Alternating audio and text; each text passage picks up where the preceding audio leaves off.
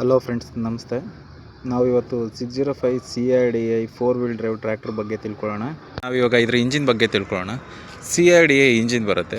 CIDI ಅಂತ ಹೇಳಿದ್ರೆ common rail diesel injection ಅಂತ.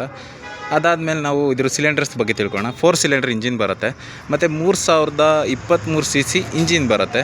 ಅದಲ್ಲದೆ ಇದು ಬಂದ್ಬಿಟ್ಟು ವಾಟರ್ ಕೂಲ್ಡ್ ಇಂಜಿನ್ ಬರುತ್ತೆ. ಅದಾದಮೇಲೆ ನೆಕ್ಸ್ಟ್ ನಾವು ನೋಡೋದಾದರೆ ಇದರಲ್ಲಿ ಡ್ರೈ ಟೈಪ್ ಏರ್ ಫಿಲ್ಟರ್ ಬರುತ್ತೆ. ಇಷ್ಟೆಲ್ಲ ಫ್ಯೂಚರ್ ಇದರಲ್ಲಿ ಇನ್ಕ್ಲೂಡ್ ಆಗಿರುತ್ತೆ. ಓಕೆ, ಬನ್ನಿ ಫ್ರೆಂಡ್ಸ್, ಇದ್ರ ಗೇರ್ ಬಾಕ್ಸ್ ಬಗ್ಗೆ ತಿಳ್ಕೊಳ್ಳೋಣ. ಇದರಲ್ಲಿ ಗೇರ್ ಬಾಕ್ಸ್ ಬಂದ್ಬಿಟ್ಟು ಪಾರ್ಷಿಯಲ್ ಸಿಂಕ್ರೋಮೆಶ್ ಗೇರ್ ಬಾಕ್ಸ್ ಬರುತ್ತೆ. ಈ ಗೇರ್ ಬಾಕ್ಸಲ್ಲಿ 2 ಥರ ವೇರಿಯಂಟ್ ಸಿಗುತ್ತೆ ನಮಗೆ. ಒಂದು 15+3 ಸಿಗುತ್ತೆ, ಒಂದು 15+15 ಸಿಗುತ್ತೆ. ನಾವು ಈ ಗಾಡಿಯಲ್ಲಿ ನೋಡೋಕ್ಕೆ ಬಂದರೆ ನಮಗೆ 15+15 ಗೇರ್ ಬಾಕ್ಸ್ ಬಂದಿದೆ. 15 ನಿಮಗೆ ಯಾವ ಥರ ವರ್ಕ್ ಆಗುತ್ತೆ ಅಂದರೆ ಲೋ ಮತ್ತು ಮೀಡಿಯಮ್ ಮತ್ತು ಐ ಗೇರ್ ಇದೆಯಲ್ಲ, ಇದರಲ್ಲಿ ಇಲ್ಲಿ ಬಂದ್ಬಿಟ್ಟು 1 2 3 4 5 ಇದೆ. ಓಕೆ, ಇದು ಯಾವ ಥರ ವರ್ಕ್ ಆಗುತ್ತೆ ಅಂದರೆ ನಿಮಗೆ ಫಾರ್ವರ್ಡಲ್ಲಿ ಮತ್ತು ರಿವರ್ಸಲ್ಲಿ ಎರಡೂ ಕೂಡ ನಿಮಗೆ ಯಾವ ಗೇರಲ್ಲಿ ಬೇಕಾದ್ರೂ ಹಿಂದೆ ಹೋಗುತ್ತೆ, ಯಾವ ಗೇರಲ್ಲಿ ಬೇಕಾದ್ರೂ ಮುಂದೆ ಹೋಗುತ್ತೆ. ಬನ್ನಿ ಫ್ರೆಂಡ್ಸ್, ಇದ್ರ PTO ಬಗ್ಗೆ ತಿಳ್ಕೊಳ್ಳೋಣ ನಾವು. ಇದರಲ್ಲಿ PTO ಬಂದ್ಬಿಟ್ಟು 53.9 HP PTO ಬರುತ್ತೆ ಇದರಲ್ಲಿ.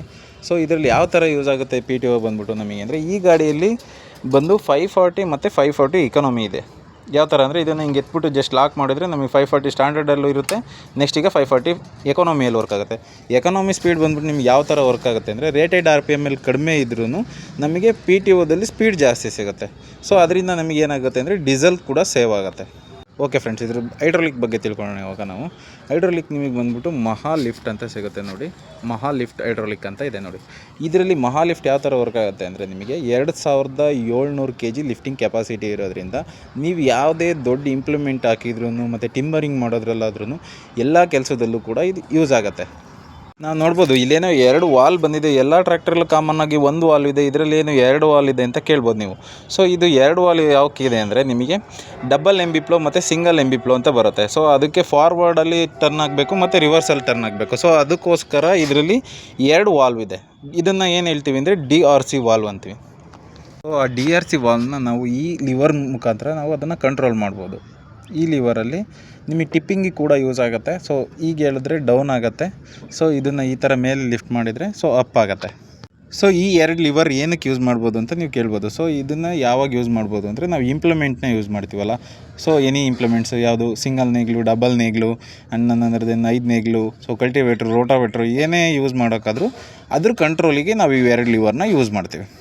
ಓಕೆ, ನೆಕ್ಸ್ಟ್ ಇದು ಏನಂತ ಕೇಳ್ಬೋದು ಎಲ್ಲರೂ. ಸರ್ ಇದ್ರ ಎಲ್ಲದರಲ್ಲೂ ಇದಿರುತ್ತೆ, ಇದು ಏನು ಕೆಲಸ ಮಾಡುತ್ತೆ? ಇದು ಬಂದ್ಬಿಟ್ಟು ನಮಗೆ ಡಿಫ್ರೆನ್ಷಿಯಲ್ ಲಾಕ್ ಅಂತ. ಇದು ಯಾವ ಥರ ವರ್ಕ್ ಮಾಡುತ್ತೆ ಅಂದರೆ ಎಲ್ಲಾದರೂ ಸ್ಟಕ್ ಆಗಿದ್ದಾಗ ಒಂದು ಸೈಡ್ ಮಾತ್ರ ರೋಲ್ ಆಗ್ತಾ ಇರುತ್ತೆ, ಇನ್ನೊಂದು ಕಡೆ ಸ್ಟಾಪ್ ಆಗಿರುತ್ತೆ. ಆ ಸ್ಟಾಪ್ ಆಗಿದ್ದಾಗ ಇದನ್ನು ನಾವು ಅಪ್ಲೈ ಮಾಡಿ ಸ್ಟೇರಿಂಗ್ನ ಸ್ಟ್ರೈಟ್ ಇಡಬೇಕು. ಇದನ್ನು ಅಪ್ಲೈ ಮಾಡಿದಾಗ 2 ಟೈರ್ ಕೂಡ ಒಂದೇ ಸರಿ ರೋಲ್ ಆಗುತ್ತೆ. ಆವಾಗ ಗಾಡಿ ಸ್ಟಕ್ ಆಗಿರೋದು ಕೂಡ ಮುಂದೆ ಬರುತ್ತೆ ಈಸಿಯಾಗಿ. ಅದಕ್ಕೋಸ್ಕರ ಇದನ್ನು ಡಿಫ್ರೆನ್ಷಿಯಲ್ ಲಾಕ್ ಕೊಟ್ಟಿದ್ದಾರೆ, ಆವಾಗ ಮಾತ್ರ ಯೂಸ್ ಮಾಡಬೇಕು. ನೆಕ್ಸ್ಟ್ ಬಂದ್ಬಿಟ್ಟು ಈ ಲಿವರ್ ಏನಂತ ಕೇಳ್ಬೋದು ನೋಡಿ. ಅದ್ರ ಮೇಲೆ ಬರುತ್ತೆ 4 ವೀಲ್ ಡ್ರೈವ್ ಅಂತ. ಇದು ಬಂದ್ಬಿಟ್ಟು 4 ವೀಲ್ ಎಂಗೇಜ್ ಮತ್ತು ಡಿಸ್ಎಂಗೇಜ್ ಮಾಡಲಿಕ್ಕೆ ಲಿವರ್ ಇದು.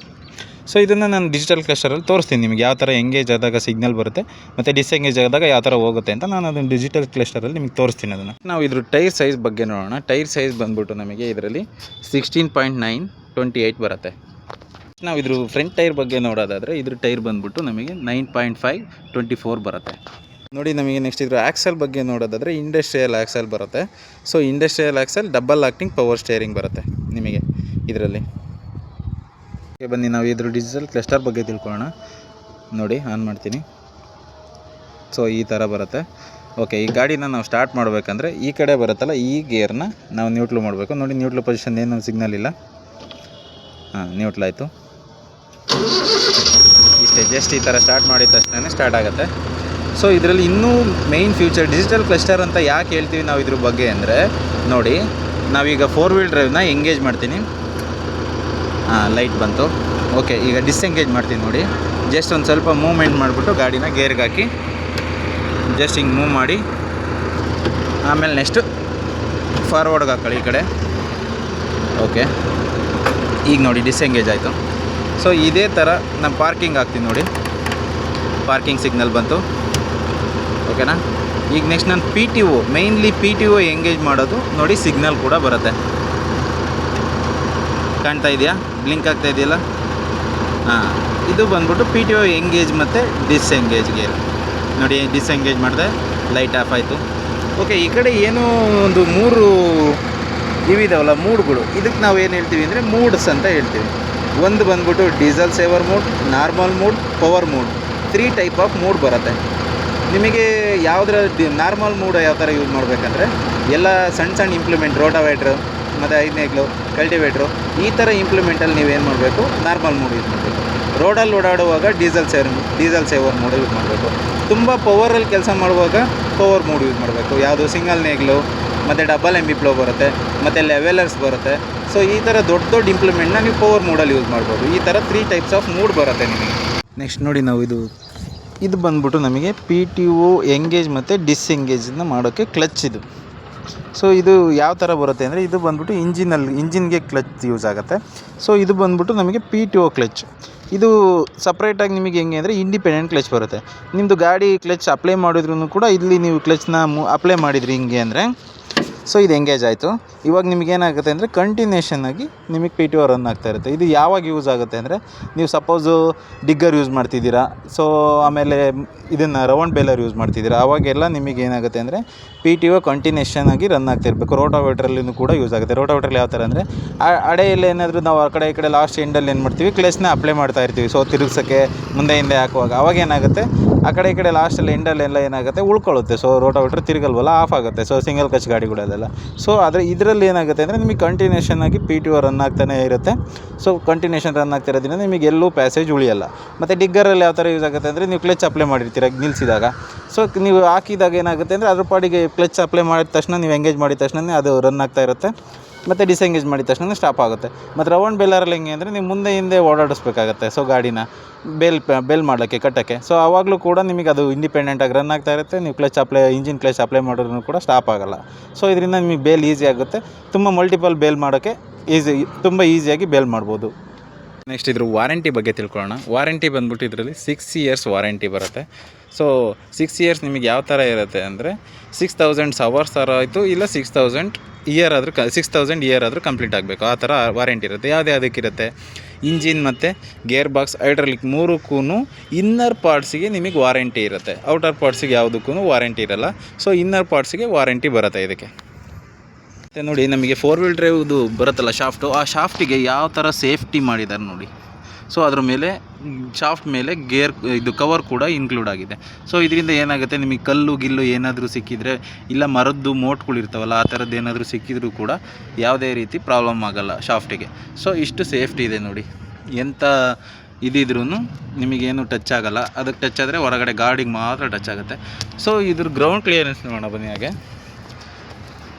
ಸೊ ನೋಡಿ ಎಷ್ಟು ದೊಡ್ಡ ಗ್ರೌಂಡ್ ಕ್ಲಿಯರೆನ್ಸ್ ಬಂದಿದೆ ಇದರಲ್ಲಿ. ಈ ಗಾಡಿ ಸ್ಟಾರ್ಟ್ ಮಾಡಿಬಿಟ್ಟು ಮುಂದೆ ಹಿಂದೆ ಮೂವ್ಮೆಂಟ್ ಮಾಡೋಣ. ನೋಡಿ ಇದಕ್ಕೆ ಹತ್ತೋಕ್ಕೆ ಯಾವ ಥರ ಫುಟ್ವೇರ್ ಬಂದಿದೆ ಇದರಲ್ಲಿ. ನೋಡಿ ಎಷ್ಟು ಈಸಿಯಾಗಿ ಹತ್ಬೋದು. ಸೊ ಇವಾಗ ಈ ಗಾಡಿನ ಸ್ಟಾರ್ಟ್ ಮಾಡೋಣ ನಾವು. ಆನಾಯಿತು, ನ್ಯೂಟ್ಲು ಮಾಡಿದ್ವಿ, ಸ್ಟಾರ್ಟ್ ಆಯಿತು. ಸೊ ಇವಾಗ ನಾವು ಆವಾಗಲೇ ಹೇಳಿದ್ದೆ 15 ಫಾರ್ವರ್ಡ್ 15 ರಿವರ್ಸ್ ಬರುತ್ತೆ ಅಂತ. ಸೊ ನೋಡಿ, ನನ್ನ ಕಂಪ್ನಿ ರೇಟೆಡ್ RPM ಅಲ್ಲೇ ಸೊ 5ಗೆ ಹಾಕ್ತಾಯಿದ್ದೀನಿ. ಸೊ ಇಲ್ಲಿ ಬಂದುಬಿಟ್ಟು ನೋಡಿ ನ್ಯೂಟ್ರಲ್ ಪೊಸಿಷನಲ್ಲಿದೆ, 5ಗೆ ಹಾಕ್ತಾಯಿದ್ದೀನಿ. ಇದ್ರ ಪವರ್ ಯಾವ ಥರ ಇದೆ ಚೆಕ್ ಮಾಡೋಣ. ಸೊ ಶೆಟಲ್ಲಿದ್ದು ಫಾರ್ವರ್ಡ್ಗೆ ಹಾಕ್ತಾಯಿದ್ದೀನಿ. ಸೊ ನೋಡಿ ಫಾರ್ವರ್ಡ್ಗೆ ಹೋಗ್ತಾ ಇದೆ ನೋಡಿ. ನೆಕ್ಸ್ಟ್ ರಿವರ್ಸ್ ಹಾಕೋಣ, ಅದೇ 5th ಗೇರಲ್ಲೇ ಈಸಿಯಾಗಿ ಹಿಂದೆ ಹೋಗುತ್ತೆ. ಯಾವುದೇ ರೀತಿ ಅಲ್ಲೇನು RPM ಡ್ರಾಪ್ ಆಗೋದು ಏನು ಸಮಸ್ಯೆ ಇಲ್ಲ ನೋಡಿ. ಈಸಿಯಾಗಿ ಹಿಂದೆ ಹೋಗ್ತಾ ಇರುತ್ತೆ. ಇದು ಬಂದ್ಬಿಟ್ಟು ಈ ಗಾಡಿ ಫ್ಯೂಚರ್ ಇದೆ. ಆನೆ ಯಾವ ಥರ ಬರುತ್ತೆ ಇವಾಗ.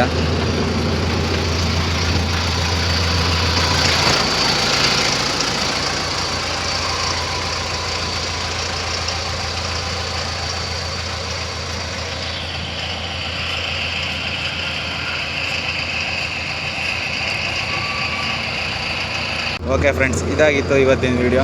ನೆಕ್ಸ್ಟ್ ವೀಡಿಯೋದಲ್ಲಿ ಸಿಗೋಣ. ಇದು ಇವತ್ತು 605 CRDI 4 ವೀಲ್ ಡ್ರೈವ್ನ ವೀಡಿಯೋ ಆಗಿತ್ತು. ನೋಡಿ ಗಾಡಿ ಪವರ್ ಹೆಂಗಿದೆ, ಮಾಸ್ ಥರ ಹೋಗ್ತಾ ಇರುತ್ತೆ. ಯಾವ ಗೇರಲ್ಲಿ ಬೇಕಾದರೂ ರಿವರ್ಸ್ ಹೋಗ್ಬೋದು, ಯಾವ ಗೇರಲ್ಲಿ ಬೇಕಾದರೂ ಫಾರ್ವರ್ಡ್ ಹೋಗ್ಬೋದು. ನೆಕ್ಸ್ಟ್ ಇದ್ರ ಟರ್ನಿಂಗ್ ರೇಡಿಯೇಷನ್ ಒಂದು ಸರಿ ನೋಡ್ಕೊಂಬಿಡಿ. ಫಸ್ಟ್ ಗೇರ್ಗೆ ಹಾಕೋಣ. ಐ ಫಸ್ಟಲ್ಲಿದೆ 15 RPM ಸೆಟ್ ಮಾಡೋಣ. ನೋಡಿ ಯಾವ ಥರ ತಿರುಗುತ್ತೆ, ಇಷ್ಟು ನೀಟಾಗಿ ಟರ್ನಿಂಗ್ ಆಗುತ್ತೆ ನೋಡಿ. ಇದಾಗಿತ್ತು ಇವತ್ತಿನ ವೀಡಿಯೋ. ಓಕೆ ಫ್ರೆಂಡ್ಸ್, ಮತ್ತೆ ನೆಕ್ಸ್ಟ್ ವೀಡಿಯೋದಲ್ಲಿ ಸಿಗೋಣ.